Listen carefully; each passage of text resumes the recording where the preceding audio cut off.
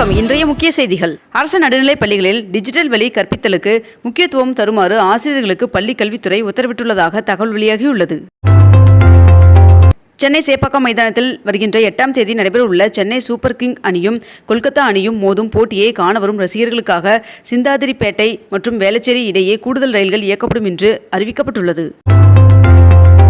தமிழகத்தில் வருகின்ற ஏப்ரல் 19ஆம் தேதி மக்களவைத் தேர்தல் நடைபெறவுள்ள நிலையில் ஏப்ரல் 17ஆம் தேதி மாலை 6 மணி முதல் கருத்து கணிப்புகளை வெளியிட தடை விதிக்கப்பட்டுள்ளது. இந்த தேர்தல் 2வது விடுதலை போராட்டம் என்று முதலமைச்சர் மு.க.ஸ்டாலின் அவர்கள் பிரச்சாரத்தில் தெரிவித்துள்ளார். வருகின்ற ஏப்ரல் 7ஆம் தேதியன்று கடலோர மாவட்டங்களில் ஒரு சில இடங்களிலும் புதுவை மற்றும் காரைக்கால் பகுதிகளிலும் லேசானது முதல் மிதமான மழை பெய்யக்கூடும் என்று வானிலை மையம் தெரிவித்துள்ளது. வங்கிகளின் குறுகிய கால கடனுக்கான வட்டி விகிதத்தில் மாற்றமில்லை என்று ரிசர்வ் வங்கி அறிவித்துள்ளது. மேலும் ரெப்போ வட்டி விகிதம் 6.5% நீடிக்கும் என்றும் ரிசர்வ் வங்கி கவர்னர் சக்தி காந்ததாஸ் அவர்கள் தெரிவித்துள்ளார். காங்கிரஸ் கட்சியின் தேசிய தலைவர் மல்லிகார்ஜுன் கார்கே, சோனியா காந்தி அவர்கள், ராகுல் காந்தி உள்ளிட்டோர் தேர்தல் அறிக்கையை வெளியிட்டுள்ளனர்.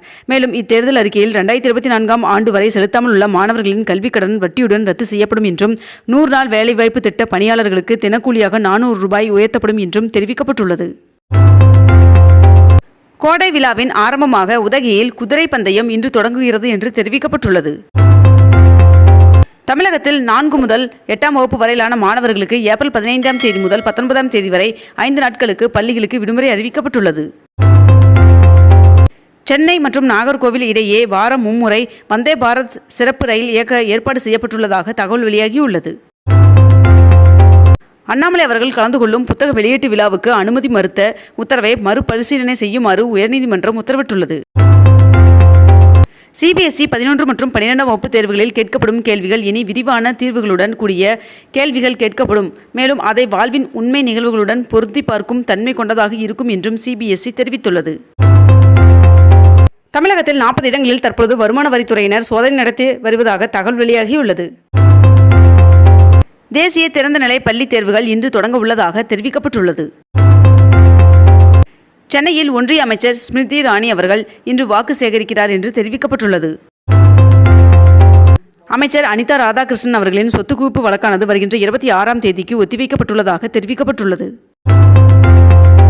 வீட்டு வசதி வாரிய வீடு ஒதுக்கீடு முறைகேடு விவகாரத்தில் சென்னை உயர்நீதிமன்றத்தின் உத்தரவை எதிர்த்து அமைச்சர் ஐ. பெரியசாமி அவர்கள் தொடர்ந்த மேல்முறையீட்டு மனு மீதான விசாரணை வருகின்ற 8ஆம் தேதி நடைபெறும் என்று உச்சநீதிமன்றம் அறிவித்துள்ளது.